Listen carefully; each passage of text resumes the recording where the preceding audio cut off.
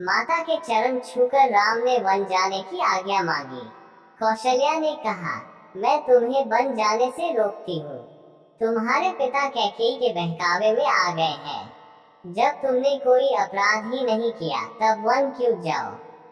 राजा की आज्ञा अनुचित है, उसे मत मानो। राम ने नम्रता से उत्तर दिया, माँ, पिता की आज्ञा मुझे माननी चाहिए और तुम्हें भी माननी चाहिए।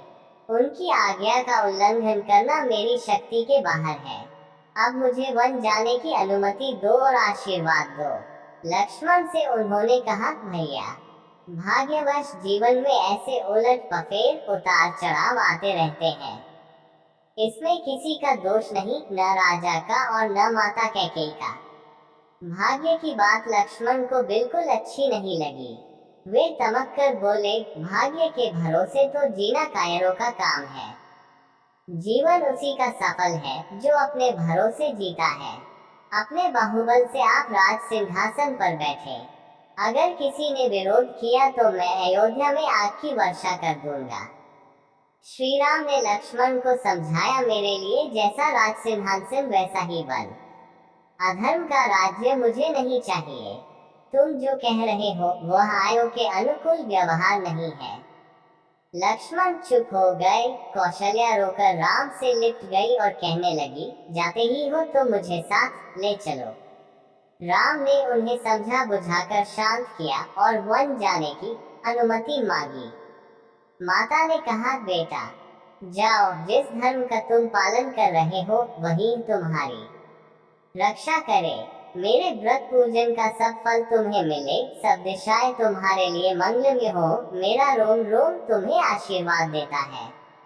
माता से विदा लेकर राम सीता के पास गए। सारा हाल बताकर सीता से भी उन्होंने विदा मांगी। ये भी कहा कि माता बूढ़ी है, उनकी देखभाल करना और भरत का रुख देखकर काम करना। वे कुल के भी स्वामी होंगे और राजा भी। उनके सामने मेरी प्रशंसा भूलकर भी न करना, क्योंकि प्रभुता वाले लोग अपने सामने दूसरों की प्रशंसा सहन नहीं कर सकते। 14 वर्ष बाद हम तुम फिर मिलेंगे।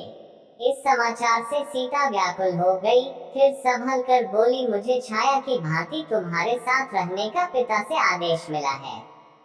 इसे तुम जानते ही हो। मैं भी वन को चलूंगी। राम ने उन्हें बहुत तरह से समझाया बुझाया। जब वे किसी तरह न आए तो राम ने कहा, तुरंत चलने के लिए तैयार हो जाओ। तभी लक्ष्मण भी वहां आ गए और उन्होंने भी साथ चलने का आग्रह किया। अंत में राम को उन्हें भी साथ चलने की अनुमति देनी पड़ी। लक्ष्मण से उन्होंने कहा, माता से अनुमति लेकर गुरु वशिष्ठ के घर जाओ। वहां से मेरे सुरक्षित दिव्य अस्त्र शस्त्र ले आओ। माता से अनुमति लेकर और गुरु के यहाँ से अस्त्र शस्त्र लेकर लक्ष्मण लौट आए। इधर श्री राम ने अपना और सीता का सारा सामान ब्राह्मणों और सेवकों को बांध दिया। सीता और लक्ष्मण को लेकर वे पिता के पास विदाई के लिए चल दिए। सिय से कुछ बस उतरु न दे, सो सनी तमकी उठी केकेयी। लोग बिकल मूर्छित न नाहु, काह करिय कछ सूझ न काहू। राम वन गमन का समाचार सारी अयोध्या में फैल चुका था। राम लक्ष्मण और सीता को के महल की ओर जाते देखकर नगरवासी दशरथ और केकेयी को धिक्कारने लगे। उधर राजा महल में राजा दुख से तड़प रहे थे। उन्होंने कौशल्या और सुमित्रा को अपने पास बुला लिया था। राम ने सबसे विदा मांगी। राजा ने उठने को कोशिश की पर वे गिर पड़े और मूर्छित हो गए।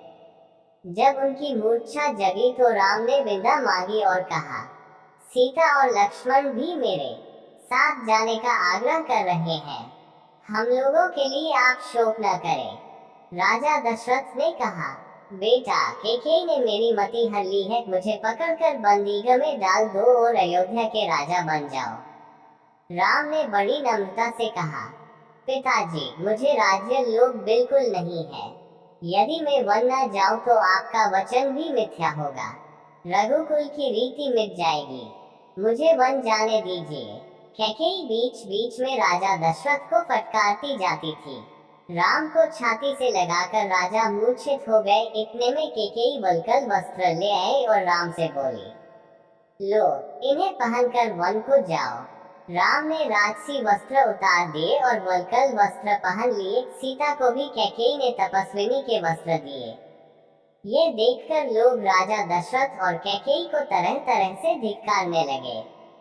सीता से लिपटकर रानियां रोने लगी। राजा भी अपना सिर नीचे कर रोने लगे। सुमित्रा ने लक्ष्मण को आशीर्वाद दिया और कहा, सीता राम को ही तुम अपना माता पिता समझना। इनकी रक्षा के लिए अपने प्राण देने से भी न हिचकना। जाओ वीर पुत्र, जाओ, निश्चित होकर सीता राम के साथ जाओ। राम ने तब फिर अनुमति मांगी और सीता तथा लक्ष्मण को साथ लेकर वे चल दिए। अंतःपुर की सब स्त्रियां रोती बिलखती उनके पीछे पीछे चली। नगर के द्वार पर सुमंत रथ लिए खड़े थे। राम, लक्ष्मण और सीता रथ पर चढ़ गए। राम के आदेश से सुमंत ने वेग से रथ हाँका। प्रजा और रानियां रथ के पीछे दौड़ने लगी। राम राम, मेरे राम, हा लक्ष्मण, हा सीता की पुकार दसों दिशाओं में फैल गई। अब राजा दशरथ को रथ की धूल भी दिखाई नहीं देती थी। राजा हताश होकर गिर पड़े। रानियां उन्हें उठाकर कौशल्या के भवन में ले गई। राजा कभी बेसुध हो जाते और कभी राम राम कह चिल्ला उठते। सारी अयोध्या नगरी शोक सागर में डूब गई। घर, बाजार और गलियों में सन्नाटा छा गया। मनुष्यों की तो क्या, पशु पक्षियों ने भी खाना पीना छोड़ दिया।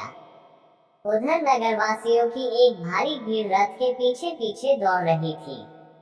समझाने बुझाने पर भी जब लोग न लौटे, तब राम लक्ष्मण भी रथ से उतरकर उनके साथ पैदल ही चलने लगे। संध्या होते होते वे तमसा नदी के किनारे पहुंचे और उन्होंने वहीं रात बिताने का निश्चय किया। सीता और राम माता पिता की याद करते हुए तृणशैया पर विश्राम करने लगे।